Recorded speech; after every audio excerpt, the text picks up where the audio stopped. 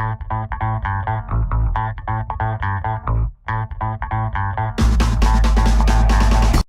this is John Colo with OKRaw.com. Today we have another exciting episode for you, coming at you from my beautiful backyard garden here in March.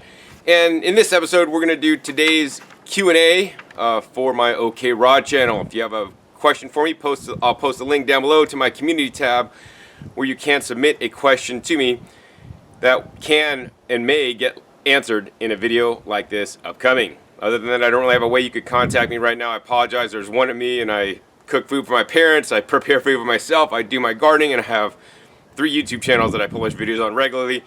I have a regular job, and I just try to wash my laundry, and I can't even put my clothes away because I'm that busy, trust me. Alright, so on with today's questions. First question is from Raw Intuition. What are some interesting things you've been learning about recently, and do you plan to ever write a book about the things you've learned about health and lifestyle?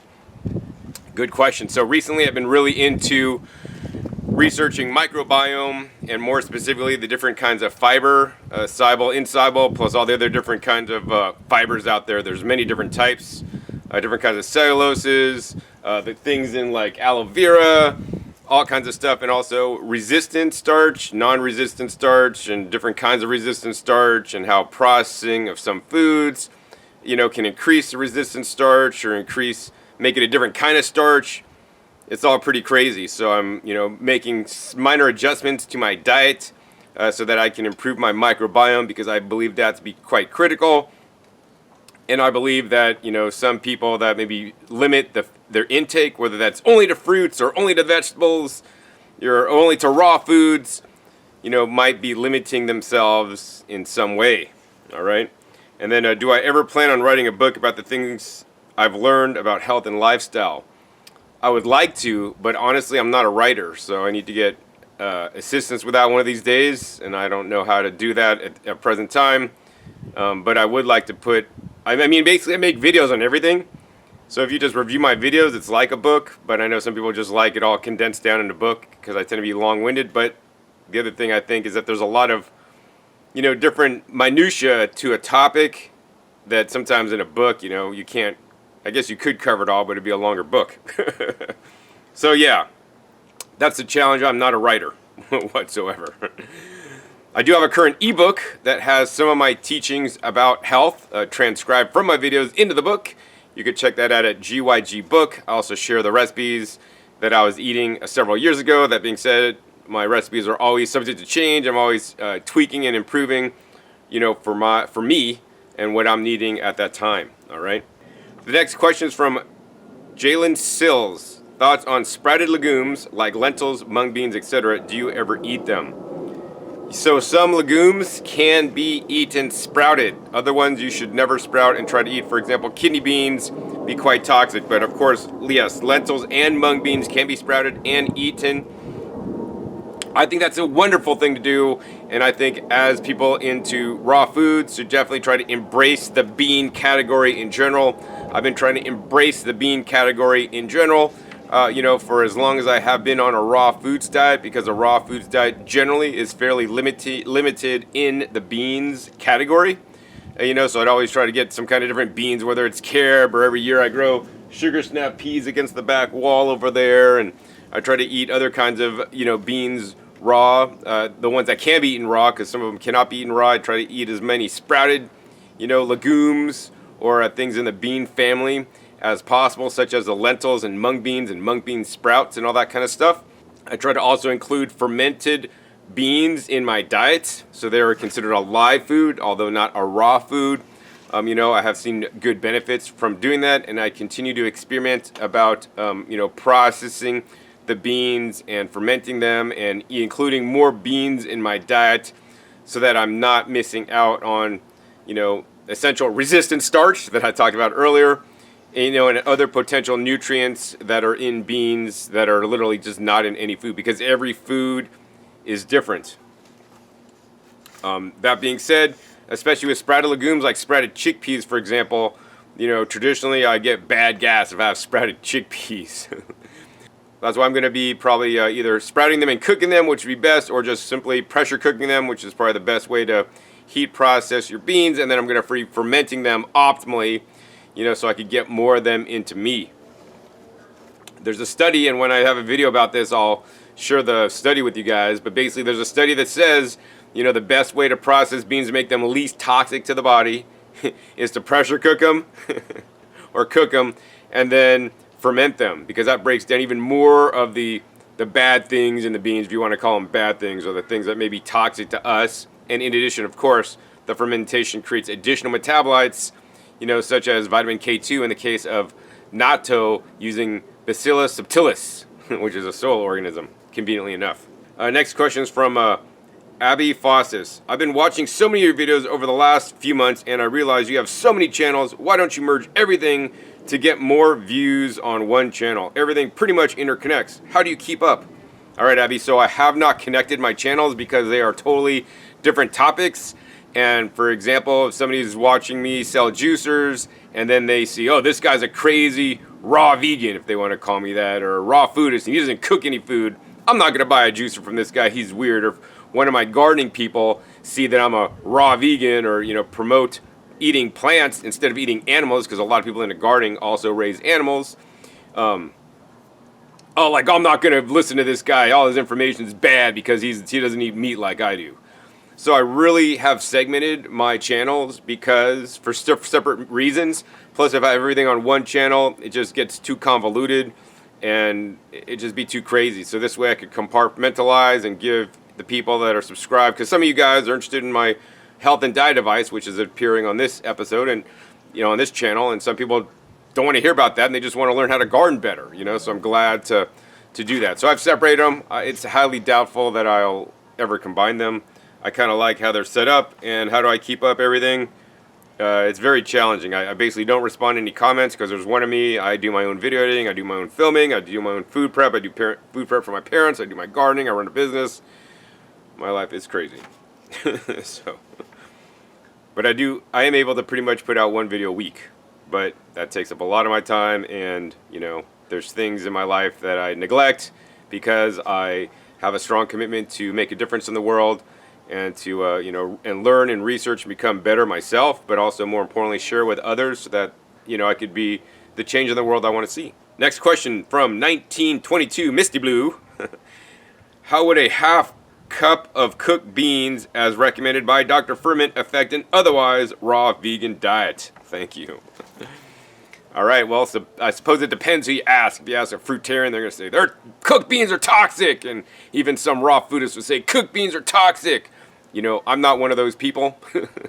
I'm going to tell you that, you know, hey, if you are adding cooked beans that you could not otherwise sprout and eat raw, so you're increasing the diversity of your diet, and you're heat processing them in the best way possible, such as pressure cooking and even fermenting them like I do, you know, actually I say go for it. I think it will improve a raw vegan diet. Yes, I'll say it again. I think some beans can improve a raw vegan diet, you know, as based on, you know, nutrients in the beans that are not in other foods. You know, we need a variety of different nutrients in our lives, and more importantly, our microbiome need a variety of different fibers. And when you're restricting fibers, you're restricting microbial diversity in your gut, which then may have an impact on many other areas. That being said, some people are allergic to beans. Some people that are raw foods for 20 years and never ate beans for 20 years don't have the right microbes in their gut to help digest them. You know, pressure cook the beans, then ferment them to kind of get some of those microbes that are going to help in my gut to digest them, but also break down the beans even more.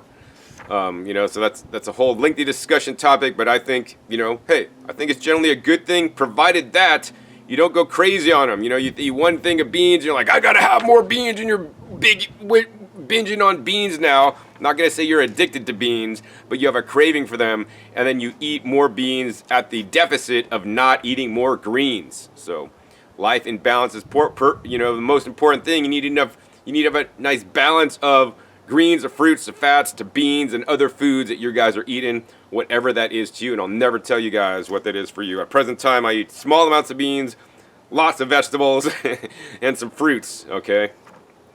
So yeah, and I definitely agree with Dr. Ferment's diet overall. You know, an improperly done raw food diet is not as healthy as a nutritarian diet, a properly done nutritarian diet, in my personal opinion. okay? Because it's not about being raw or not. It's about what are you eating that is raw.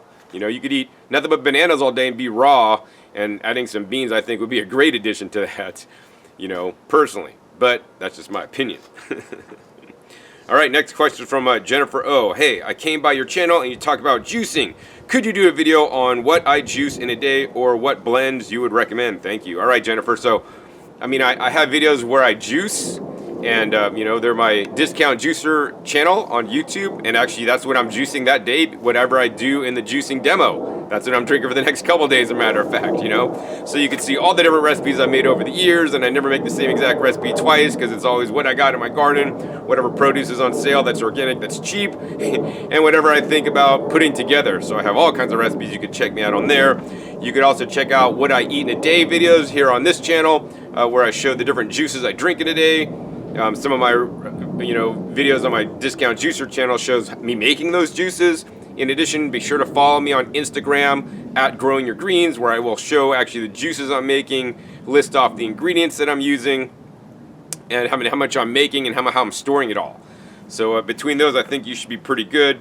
Blends, I usually just blend up like coconut water and some maybe some bananas to get them in me, because otherwise I don't like eating bananas. And then I'll put either some leafy greens in there to make like a blended green smoothie, or sometimes I'll just go fruit based, and then I'll do like blended bananas, just enough for sweetness. And then I do a whole bunch, I'd say a shit ton of like frozen wild blueberries, frozen tart cherries, and then I do all these different, you know, berry powders that I have laying around, including acai, maquis, black raspberry, strawberry, all kinds of crazy stuff. So I'm really into eating high nutrient dense, you know, antioxidant, proanthocyanidin, you know, rich, you know, fruits. Okay, these days, not always like this.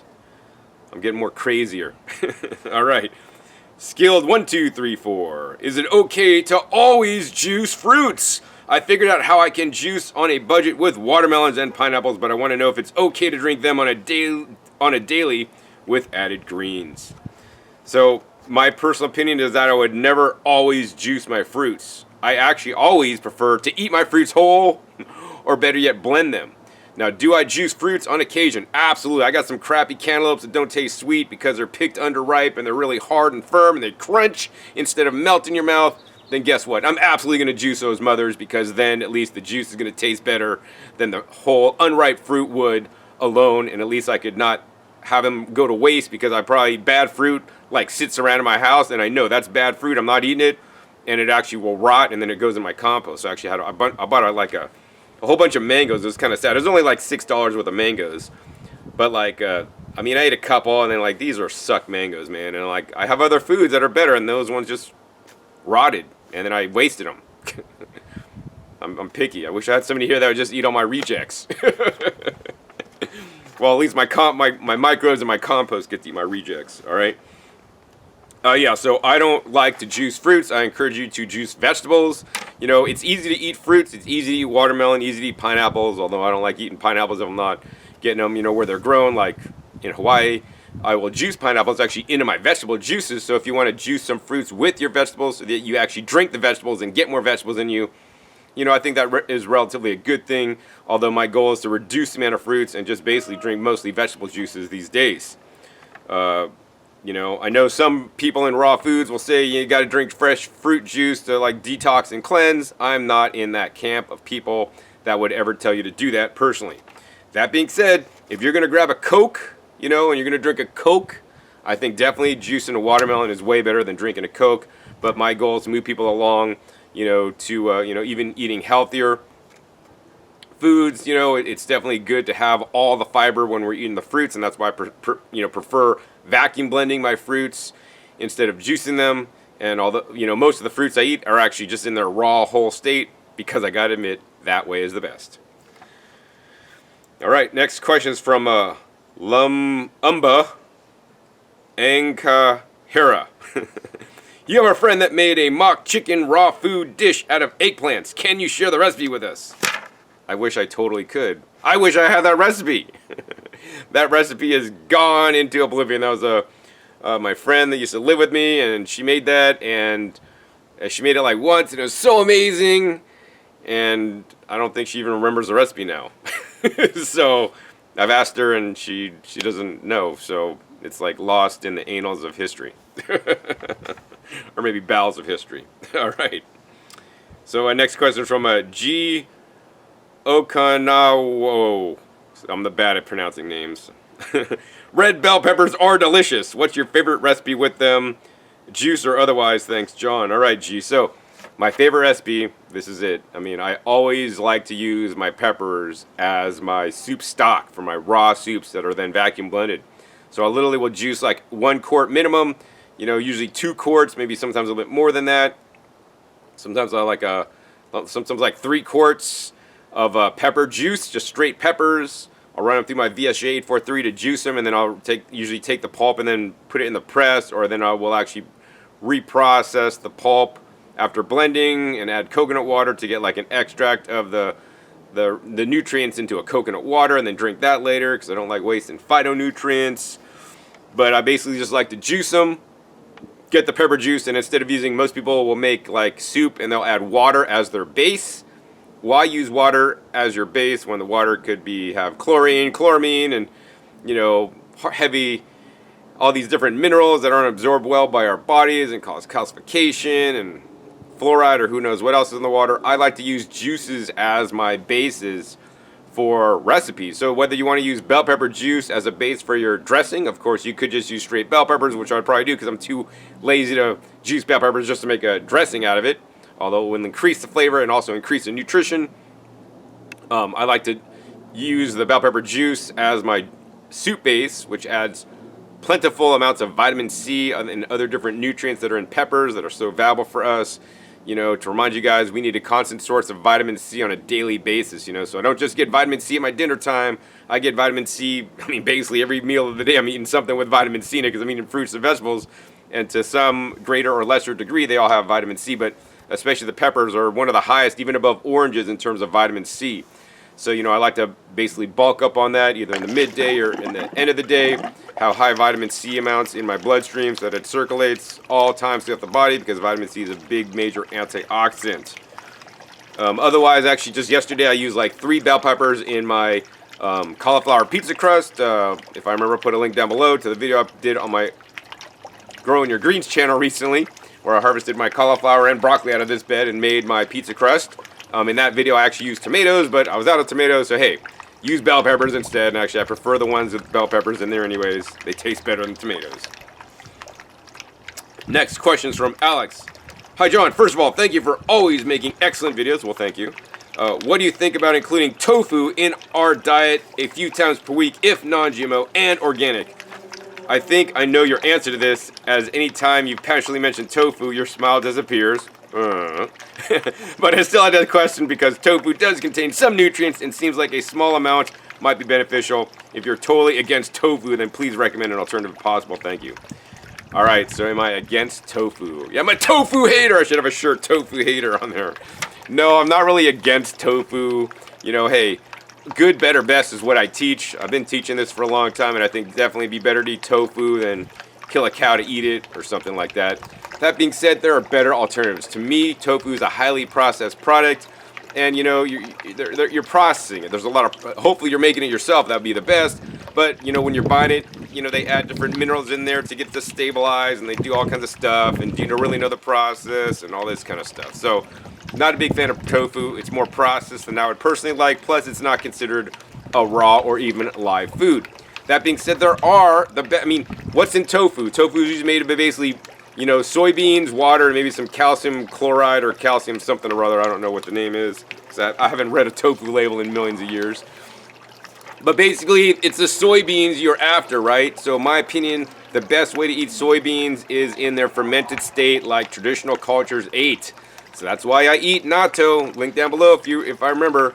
I have a video on the number one vegan, number one food from Japan every vegan needs to eat. And in my opinion, that's a natto. You're getting the soy in there, but more importantly, it's cooked and then fermented, and it breaks down additional toxins, makes it more easy for us to absorb. In addition, there's secondary metabolites created by the Bacillus subtilis that are actually soil organisms that I mentioned earlier, that creates vitamin K2, which can be deficient in a vegan diet if our bodies are not making enough of it. And that's why some animal, people that eat animals, so you got to eat animals. It's got K2. Well, animals didn't make it. It's from the bacteria that the animals ate that are then making it. And so I'm just going to eat the natto. In addition, it also has nattokinase, which is basically an enzyme that the Bacillus subtilis makes, that can help clean out our arteries so we don't get high blood pressure and have a stroke as a vegan. All right?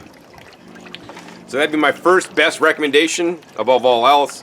Next best recommendation is get some, if you can find it, unpasteurized tempeh. And even if you're eating tofu anyways, you might as well just get some pasteurized tempeh. So all tempeh sold in grocery stores that are in like a double plastic bag, with vacuum sealed, have been pasteurized, so they're heat processed. But at least they're whole soybeans that have been fermented, and then they pasteurize them to make them safe accordingly and to give them a shelf life. I prefer the raw tempehs.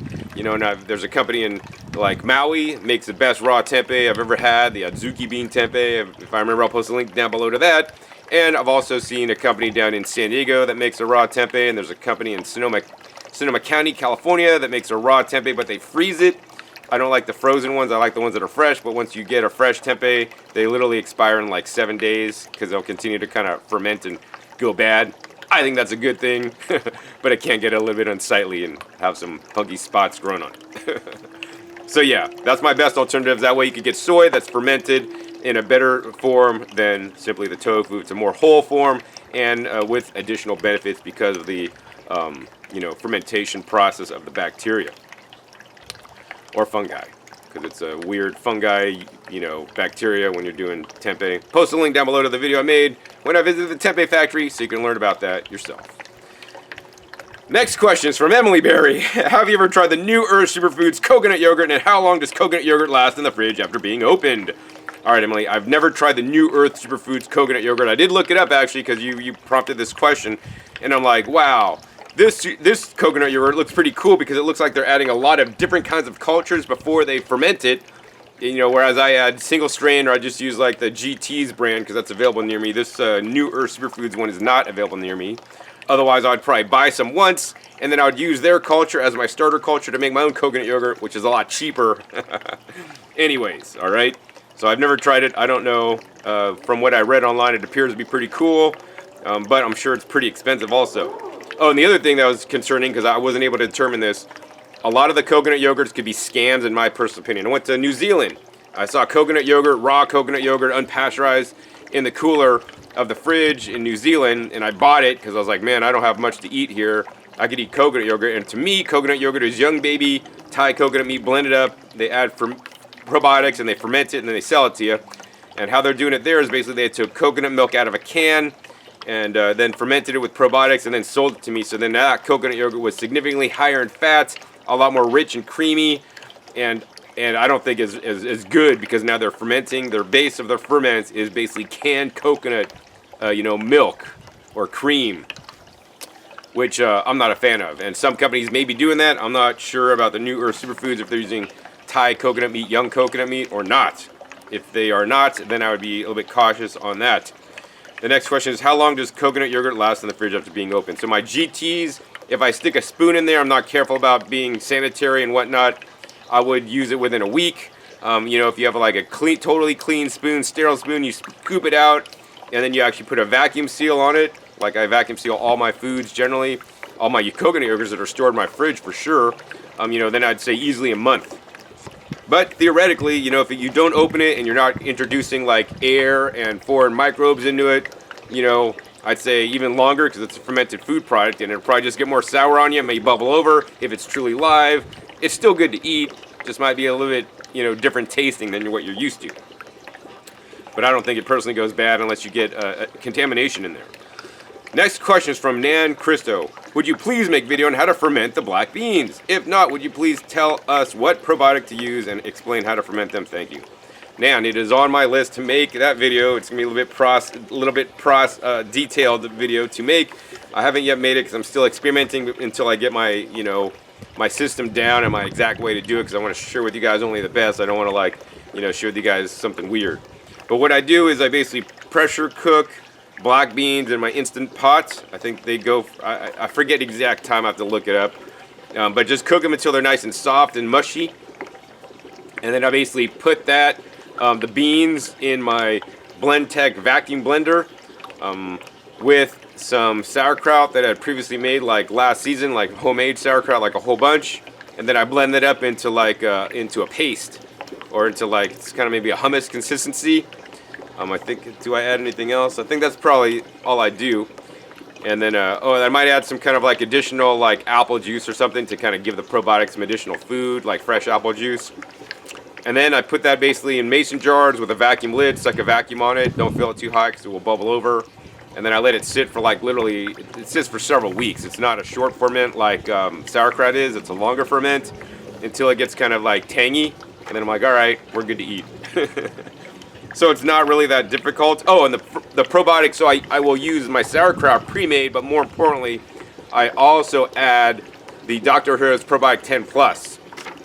You know, there's a study I came across where they cook the soybeans and they ferment them, and they use 2 different specific species of bacteria, and I forget what they are at the top of my head. When I make the video, I'll go over this. But basically, the Dr. Heroes Probiotic 10 Plus has those 2 in there conveniently.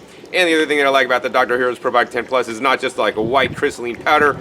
It's actually fermented foods that are picked from the mountains of Japan and then, you know, fermented in wooden vats that they play music to. So it's actually probably the very bacteria that would likely ferment the beans in the first place, because there's other bacteria aside from the 2 strains that they tested in lab in a study that I saw. All right? So I hope you followed that. Rewind and listen again if you need to. Next question is from Kit Kat. Hi John, I'm going for a high raw and was wondering, I have bentonite clay from a trusted clean source. I was trying to get more minerals into my diet and have been adding just a little, like a teaspoon, once a week to my smoothies. What are your thoughts on that? Trying to get healthy and keep it safe. Oh, I already use the bentonite clay for teeth every time too, so not sure how much my body gets from that already, so that is something to consider. Thank you for all your hard work and to educate us. Thanks for your caring heart. All right, Kit Kat. So, this is my opinion. You know, so I add actually more manolinite clay to my soil for its minerals that then my plants could absorb and take into them, and then I get to eat my plants to get my minerals. I also add other different kinds of rock dusts into my garden. Okay. That being said, when I first started raw foods, I did bentonite clay and psyllium shakes, because they expanded and actually pulled toxins out of me, not necessarily for their mineral content. You know, to get minerals, my first choice would not be bentonite clay personally, although maybe somewhere on the bottom of the list, that might be somewhere on the list. I think there are much more beneficial ways to get trace minerals into you, all right? And I will give you a couple. For me, the best way is through the food. Unfortunately, the food that you guys are buying, if it's organic at the grocery store, farmers are not adding the 70 to 90 different trace minerals that I'm putting onto my garden, whether I'm foliar feeding that in terms of ocean solids, in terms of kelp or phytoplankton, or in terms of adding rock dust minerals to the soil. They don't do this because they're not paid on nutrition, they're paid on yield. And while these trace minerals will impact yield to some extent, you know, they don't see the benefit and they don't want to spend the extra money to grow high quality food because they're not in the business to grow high quality food. They're in the business to make a profit. That's the best way, in my opinion. Second best way, in my opinion, I eat seaweeds. I eat seaweeds on a regular basis. Yeah, I know some people are concerned about seaweeds being toxic and heavy metals and radioactive and all these things. I don't necessarily recommend seaweeds from China. You know, my seaweeds primarily are from like Korea. You know, I have some from New Zealand. I have some from the coasts, Atlantic and Pacific coast of the United States. I have a few from China. You know, I have some from Japan that have been tested for radiation, and other seaweeds that maybe have not been. But I don't eat a seaweed-based diet. I had a little bit of seaweed, a little shaker of seaweed, you know, almost every day, and different types of seaweed. So I'm rotating my different seaweeds to ensure I get some trace minerals from the seaweeds, especially that might not even be in in plant and soil grown foods, such as iodine, which is not well, doesn't hang out well in the soil. I do spray it on my plants, so my plants may be absorbing it that way. But I'm not going to even tell anybody they should, spray iodine on their plants or in the form of kelp or phytoplankton or sea minerals, and then you're going to have any sufficient quantity. That's why I take different kinds of seaweeds that have been shown to give you enough iodine, or iodine if you prefer to pronounce it that way. Now, the last way I'd recommend, to get some trace minerals, if you're interested, is some kind of fulvic acid. Basically, I add soil fulvates and humates into my garden, which are basically like prehistoric plant matter that has degraded and composted into this like black little, like rock-like substance. It's not a rock because it's basically organic matter that contains lots of different minerals in there. And because it's originally from plant matter, it's more absorbable by the bacteria in the soil as well as us. Now, we can't absorb little, ground up humates and fulvic acids, unless maybe they're powdered up and they're water soluble. But I wouldn't recommend that. They're not for food use. I use ones for garden use. But then I also get ones for food use that I do take irregularly. It's shown that some of these fulvic acid extracts done from water, may increase your microbiome. And I think that's probably a good thing to do. Plus, that's probably a much better way to get the minerals than the, bentonite clay. I did video with Dr. Joe Wallach, The Dead Doctors Don't Lie. If you guys remember that tape that went around, 30 years ago now.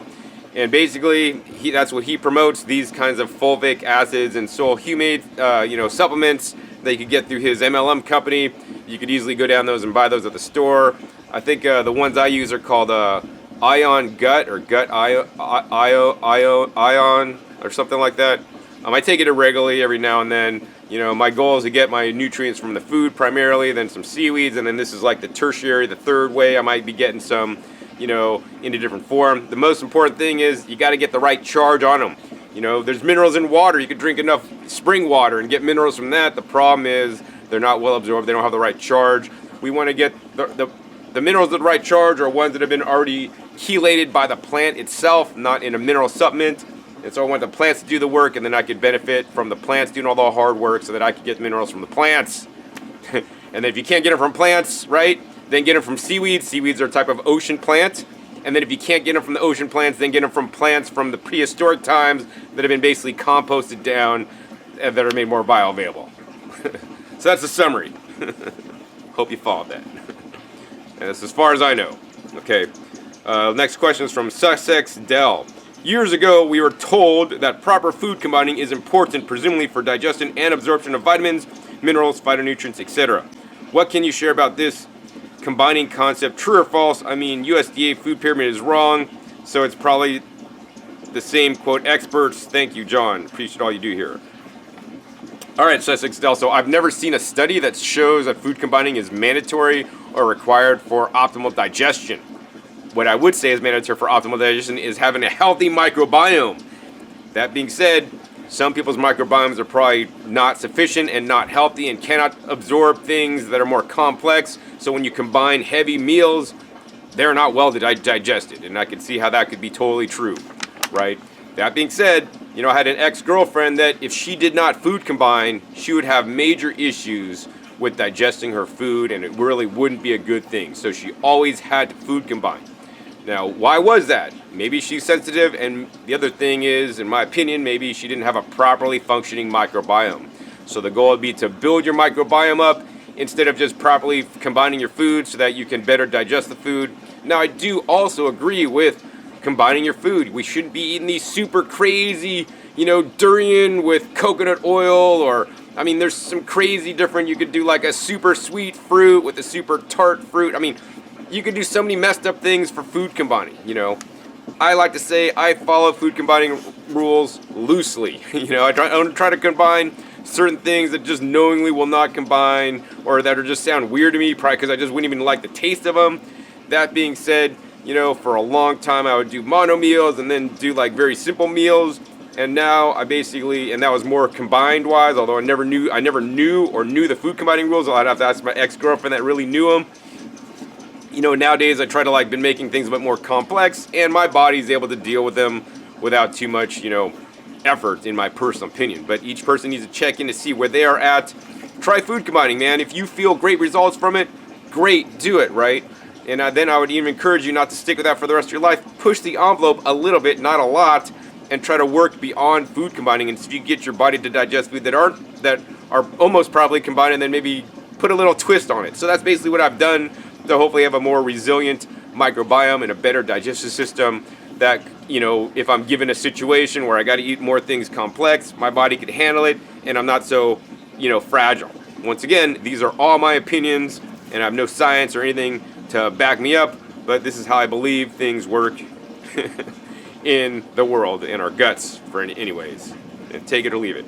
If you have any kind of medical condition, please see a qualified medical practitioner or doctor to diagnose you and give you a proper recommendation and treatment plan.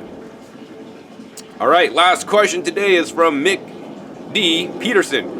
Are protein powder and nutritional yeast and supplements required in veganism? All right, so veganism. Yeah, I won't talk about veganism. So I'm just going to say basically are protein powder and nutritional yeast supplements required if you're eating a solely plant-based diet without any animal products. That's how I'll reword that. So I will say no, okay? But there's an asterisk, right? What else are you eating? If you're not eating enough food and not getting enough calories and not eating a nice diversity of food, protein powders may be beneficial. That being said, if you have a properly planned vegan diet, raw food diet, you're eating only plants or plant-based diet, whatever it is, we don't need protein powder. Hundreds of years ago, they didn't have protein powders. Protein powders are basically a way for marketers to sell you, stuff and to feed on vegans who think they're protein deficient because they're not getting it from their foods. The fact of the matter is, where do apes get their protein? Where do elephants get their protein? Where do giraffes get their protein? Do they suck down a vegan protein powder? No, they eat plants for their protein. Where do cows get the protein in their bodies? Do they take a vegan protein powder? No, they eat copious amounts of greens, grass. They eat vegetables. Well, some vegetables, if they're being force-fed GMO corn and soy in feedlots. And they even make protein that way, with just corn and soy and antibiotics, which is crap. We could get enough protein from our foods if we have a properly balanced and cared for diet. Why do I recommend eating, vegetables and greens, right? They are rich in protein. I also eat nuts and seeds every single day. They're rich in protein. I include some beans and legumes. They're rich in protein. Fruits, they have protein too. You need to make sure you eat enough food, you'll get enough protein, and more importantly, besides just protein, we want a whole spectrum of different amino acids, which is actually the building blocks of protein. So don't even focus on protein. Focus on getting a wide spectrum of amino acids, and more importantly, in my opinion, the phytochemicals that actually help your body, in an indirect way, absorb the protein because you have a better microbiome to do it all. All right, so that's the protein powder. Now, if you do still think you need a protein powder, don't get those crap, whey proteins, or don't get a vegan rice protein or hemp protein. All those are garbage. They're totally processed. The best protein powder for me anyways is like chlorella or spirulina. It's basically high protein, but it's basically dried powder, and it also has other nutrients along with it. If you don't want a sea-based one or an algae-based one, then get the one called lentine, which is basically water lentil, also known as duckweed. It's basically just dried duckweed in a powder that has more protein than most protein powders. Plus, it is a complete food source because it's not extracted in only the protein. I'm really into eating, a whole food as much as possible. I think isolated proteins, powders can have lots of problems. They have issues with arsenic and heavy metal toxicity. And, the other thing is, the more protein powder you're eating, the more or less of other foods you're eating. And I want you to just eat the food, not the protein powder. That's my personal opinion. Now, nutritional yeast, right? If you're not taking a B12 supplement and you're taking nutritional yeast that has been basically fortified, right? Then I think I could almost say that's required in veganism because you don't have a vitamin B12 source otherwise. That being said, I don't believe nutritional yeast is the best way we should get our B12. We should probably take a supplement on its own and not depend on fortified nutritional yeast to get that, because fortified nutritional yeast also contains folic acid, right? Folic acid is the man-made version of folate. Folate is in foliage, which is basically foliage is like a leaf. And even other vegetables and stuff have the folate in there. And folate is especially important for if you're a lady and you're pregnant, to prevent neurotube defects, but it's also very important for different processes in our bodies.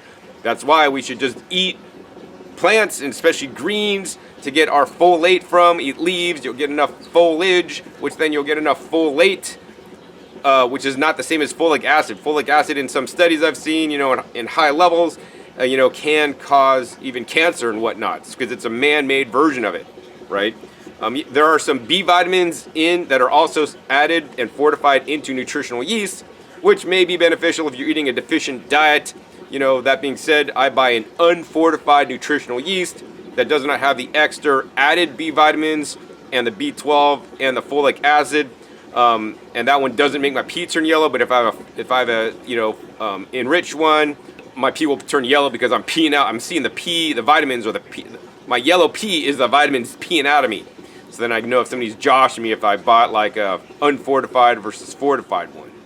That being said, I think nutritional yeast, pros and cons, right? It gives a nice cheesy flavor, may give you a histamine reaction if you're kind of like, have allergy kind of things going on.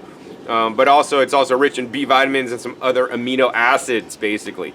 So I get some organic nutritional yeast actually from Germany that's grown on virgin, crop that they turn into nutritional yeast, whereas most nutritional yeast, as far as I'm aware, are basically remnants of maybe the sugar industry when they use sugar beets to basically process out the sugar, and then they have this waste material that then they ferment, and then they sell it to you on the back end as a nutritional yeast product, as far as I'm aware. That may or may not be true, but that's why it's very important if you're getting nutritional yeast to make sure it's GMO, non-GMO certified minimally. I prefer to buy organic, but actually finding organic nutritional yeast is actually very difficult. So that's pretty much it for this episode. Sun's going down. I got to make some food for my parents tonight before I turn in. And actually, I got to eat my next fruit meal next. Hope you guys enjoyed this episode. If you guys did, hey, please make sure to give this video a thumbs up. Also, please be sure to share this video with somebody else that you might think it can help. Also, be sure to click that subscribe button right down below. YouTube maybe have unsubscribed already from my channel. And make sure to click the little bell so you get notified as my new videos come out. And finally, be sure to check my past episodes. My past episodes are a wealth of knowledge. Over 600 episodes at this time on this YouTube channel, dedicated to teach you guys how to live a healthy, fruit and vegetable dominated diet. So with that, my name is John Kohler with OKRaw.com. We'll see you next time. And until then, remember, keep eating your fresh fruits and vegetables. They're always the best.